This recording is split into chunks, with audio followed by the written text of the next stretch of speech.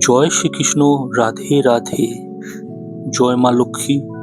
নমস্কার বন্ধুরা, অমৃত কথা চ্যানেলের নতুন একটি পর্বে আপনাদের সকলকে জানাই স্বাগত। বন্ধুরা, আজকে আমরা কথা বলবো শ্রীমদ্ ভগবত গীতাকে নিয়ে। শ্রীমদ্ ভগবত গীতা কেবল একটি ধর্মগ্রন্থ নয়, এটি জীবনের কঠিন সময়ে সঠিক পথ দেখানোর এক অমূল্য নির্দেশিকা। দৈব শক্তি জাগরণ। সকালে চোখ খুলেই স্মরণ করুন শ্রীকৃষ্ণের সেই বাণী, যেখানে ধর্ম আর কর্ম আছে সেখানে জয় নিশ্চিত। কর্মণ্যেবাধিকারস্য মা ফলেষু কদাঞ্চন, অর্থাৎ কর্মেই আপনার অধিকার, ফলে নয়। এটি আপনার সারা দিনের দুশ্চিন্তা দূর করবে। অভয়বাণী।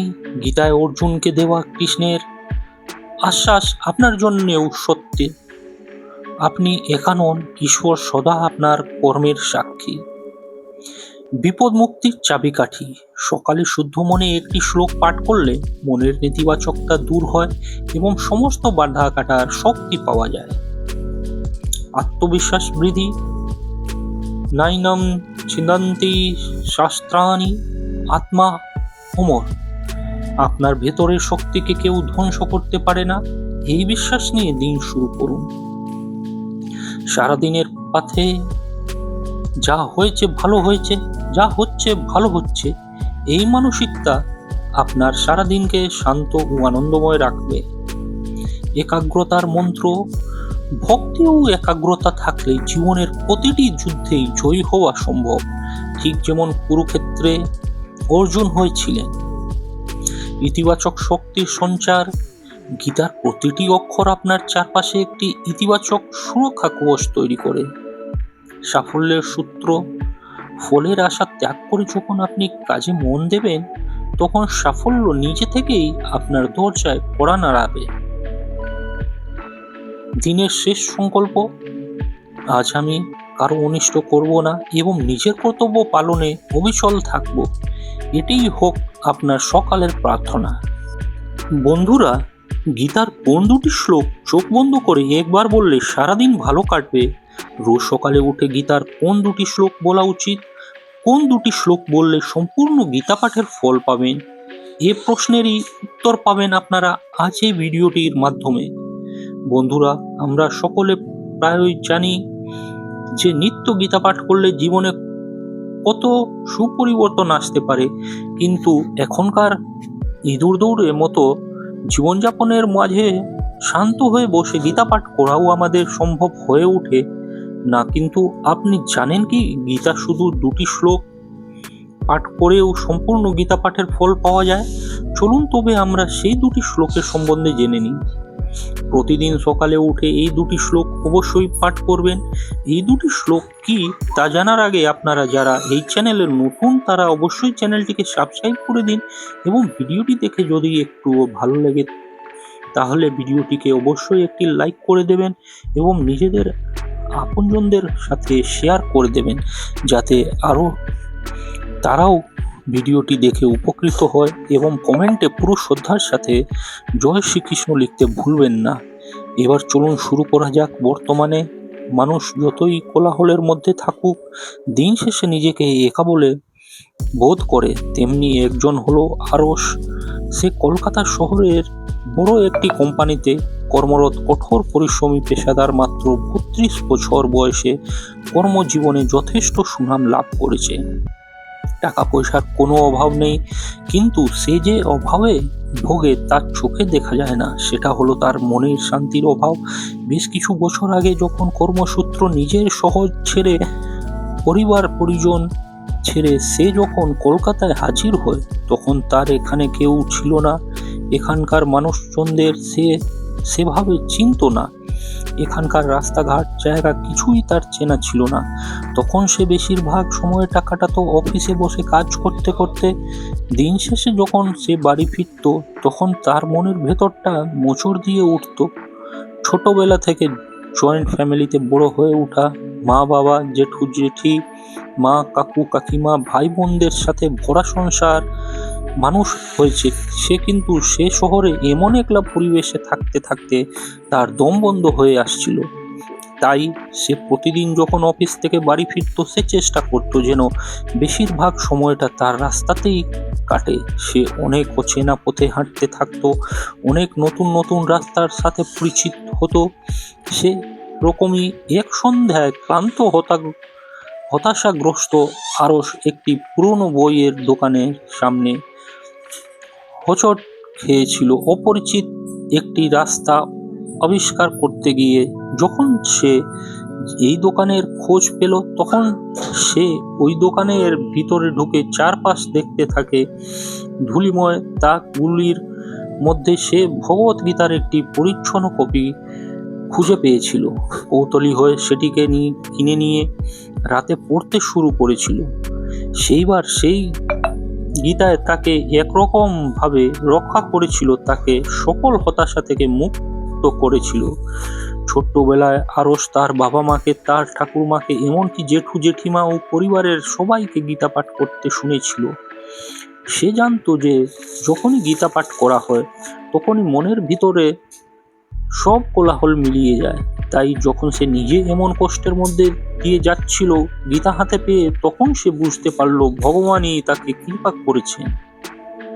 কিন্তু সেই গীতা পড়া সম্পূর্ণ হওয়া পর বেশ কয়েক বছর কেটে গেছে। তারপর থেকে আরস আবার অনেকবার গীতা পাঠ করার চেষ্টা করেছে। আরস শুনেছিল যে প্রতিদিন গীতা পাঠ করলে মনের ভিতরে শুভ শক্তি সঞ্চার হয়, কিন্তু কর্মজীবনের ব্যস্ততায় সম্পূর্ণ গীতা পাঠ কখনোই সফল হয় না। বেশিরভাগ দিন তো গীতা ছুঁয়ে দেখাই সফল হয় না। গীতা পড়ার পর বেশ কয়েকটা বছর কেটে গেছে, ফলে আরসের মনে আবার ধীরে ধীরে হতাশা বাসা বেঁধেছে। এমনই একদিন সে যখন অফিসের ক্যান্টিনে বসে টিফিন করছিল, তখন তার উচ্চপদস্থ এক কলিগ এসে তার পাশে বসে। সে কয়েক বছরে আয়ুষকে ভালোভাবেই চিনছে। আরসের মুখ চোখের অবস্থা দেখে সে তাকে জিজ্ঞাসা করে, তোমার এমন অবস্থা কেন হে আরস? কিছুক্ষণ চুপ থেকে তার সমস্যার কথা তার কলিগকে জানায়। সবটা শোনার পরে তার কলিগ বলে, সত্যি বটে, সারাদিন কাজকর্ম করে খেটে পিঠে বাড়ি যাওয়ার পরে ভিতরে আর এনার্জি থাকে না। সম্পূর্ণ গীতা বার সে তো অনেক বড় বিষয়, অনেক ধৈর্যের বিষয়। আর অফিস থেকে বেরোনোর সময় এমন তারা থাকে যে গীতা পাঠ করে ওঠা সম্ভব হয় না। তবে তুমি ঠিকই বলেছ, এমন একটা সময় আমাদের সংস্কৃতিতে এটাই ছিল যে বাড়ির সকলে প্রতিদিন সম্পূর্ণ গীতা পাঠ করত। সেই কারণেই তো তাদের মন সুস্থির থাকতো। তারা জীবনকে যেমন উপভোগ করতে পারত, তেমনি বাঁচার আসল অর্থও জানতো। এখনকার সময়ে আমাদের পরিস্থিতি এমন হয়েছে যে আমরা বাঁচবো বলে টাকা অর্জন করি, কিন্তু বাঁচতে আর পারি কোথায়? ছোটাছুটিতেই তো জীবন শেষ হয়ে যাচ্ছে। তবে জানো তো, আর আমাদের পরিবারের গুরুদের আমাদের একটি বেশ উপায় বলে দিয়েছেন। তিনি বলেছেন যে ভগবত গীতার এমন দুটি শ্লোক আছে, যে দুটি শ্লোক প্রতিদিন পাঠ করলে সম্পূর্ণ গীতা পাঠের ফল লাভ হয়। তুমি চাইলেও এটা করতে পারো। বিশ্বাস করো, আমি যেদিন থেকে এই দুটি শ্লোক পাঠ করা শুরু করেছি, সেই দিন থেকে আমি দুশ্চিন্তা মুক্ত হয়েছি। আরো সেই কথা শুনে তার সিনিয়রকে জিজ্ঞেস করে সেই শ্লোক দুটি সম্বন্ধে জানতে পেরে আরো সেই দিনই বাড়ি ফিরে সেই দুটি শ্লোক মুখস্থ করে নিয়ে পরের দিন থেকে আরো প্রতিদিন সকাল উঠে চোখ বন্ধ করে শ্লোক দুটিকে পাঠ করতে আরম্ভ করে। সপ্তাহ খানেক পর থেকেই সে বুঝতে পারে তার জীবনে অনেক পরিবর্তন এসে গেছে। তার সকল দুশ্চিন্তা ধীরে ধীরে কমে যাচ্ছে। তার যত সমস্যা যেন একে একে কেটে যাচ্ছে। সে নিজের মধ্যে এক আত্মবিশ্বাস খুঁজে পায়। প্রতিটা দিন তার ভালো কাটতে শুরু করে।